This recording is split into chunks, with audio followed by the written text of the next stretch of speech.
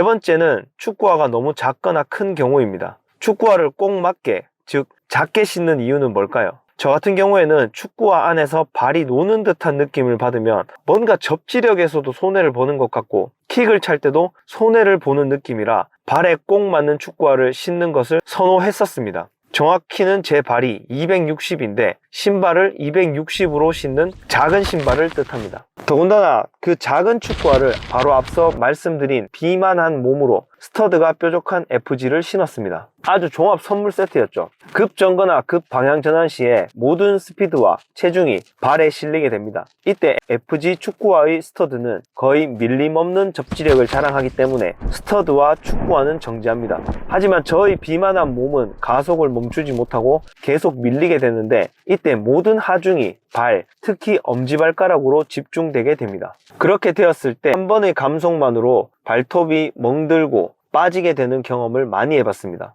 그 과정에서 고통은 당연히 이루 말할 수 없죠. 이것을 간단하게 해결하는 방법이 있습니다. 바로 5에서 10mm 큰 축구화를 신는 방법입니다. 발의 치수는 A4 용지에 발을 대고 그리고 그것을 자로 재면 됩니다. 앱도 있는데 인식률이 좋은 편이 아니라 그냥 발을 대고 그리는 것이 가장 좋습니다. 그러면 저희의 경험과 연구에 의하면 확실히 추운 겨울 발이 얼었을 때도 발톱에 데미지가 덜 가는 것을 느꼈습니다. 하지만 이 방법에는 치명적인 단점이 있습니다. 결국 약간 큰 축구화를 신는 방법이고 이것은 필연적으로 축구화 안에서 발이 놀게 되는 것입니다. 축구화와 발 사이의 공간이 생기게 되니까 당연한 것이죠. 그래도 작은 축구화보다는 약간 큰 축구화가 낫습니다만 급정거, 방향전환을 할 때 축구화 안에서 발이 돌아다니는 것을 느끼게 되면 경기 중에 계속 신경이 쓰이고 앞서 말씀드린 것처럼 뭔가 계속 밀리는 느낌이 나니까 추진력에도 손실을 보는 것 같습니다. 물론 당연히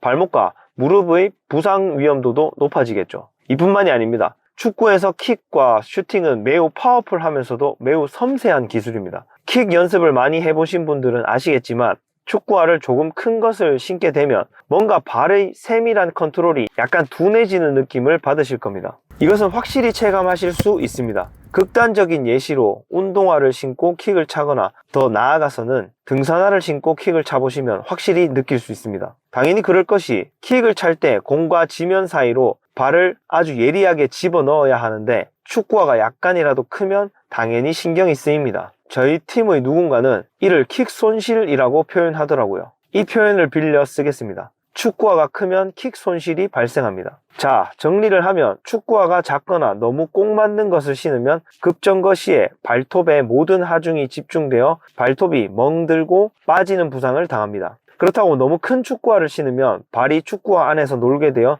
추진력과 킥 손실, 물집 등의 부상 위험이 높아집니다. 결론적으로는 경기력의 저하를 가져옵니다. 그러면 어떻게 해야 할까요? 제가 몇 년간 고민하고 연구해 본 바로는 자신의 발에 맞는 적정한 사이즈가 있습니다. 적정한 사이즈란 발톱이 안 빠지면서 킥 손실, 가속, 감속에는 손실이 없고 물집이 생기지 않는 적정의 길이. 적정의 사이즈를 찾는 방법은 발 길이를 실측한 다음 그 길이에서 1cm를 추가합니다. 저는 발 길이가 260mm이기 때문에 저에게 맞는 축구화는 270mm가 되는 것입니다. 그 이유는 깔창과 양말이 있기 때문에 제가 여러가지 실험을 해본 결과 1cm가 적정합니다. 그 이상 큰 축구화는 발이 너무 놀고 그거보다 작은 축구화는 너무 작습니다. 그러면 1cm 큰 축구화는 발이 안 노느냐? 그건 아닙니다. 그러나 적정한 사이즈라는 측면에서 볼 때 1cm 큰 축구화가 가장 적정합니다. 그리고 여기서 미끄러움을 방지하는 아이템을 장착하면 딱 축구하기 좋은 상태가 됩니다. 즉 발톱은 안 다칠 만큼 내부 공간이 적정하면서도 발이 안에서 놀지 않는 상태입니다.